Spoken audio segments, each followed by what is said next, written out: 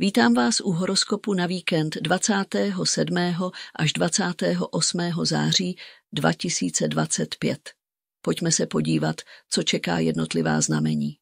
Berani, tento víkend vás vesmír učí trpělivosti. Energie máte spoustu, ale tentokrát bude důležitější podržet blízké, než tlačit na výkon. Býci, u vás se vše točí kolem domova a rodiny. Hledejte klid, protože právě tam najdete odpovědi, které vám chybí. Blíženci, připravte se na zprávu nebo rozhovor, který vás překvapí. Záleží na vás, jestli se necháte vtáhnout do zbytečného dramatu, nebo to vezmete s nadhledem. Raci, vaše emoce budou silné, nebojte se je prožít, ale zároveň jim nedejte moc nad svým rozhodováním. Najděte si chvíli jen pro sebe. Lvi, víkend vám hraje do karet ve vztazích. Pokud jste ve vztahu, čekají vás hezké chvíle. A pokud jste sami, někdo vás může překvapit. Pany, slunce pořád stojí při vás.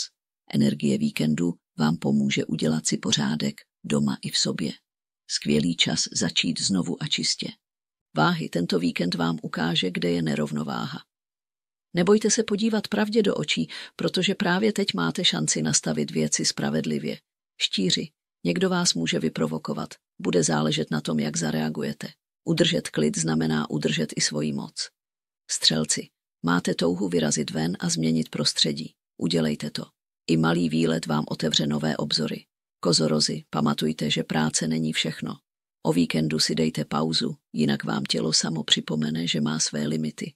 Vodnáři, čekejte překvapení. Může přijít nabídka nebo setkání, které nedává smysl, ale skrývá šanci.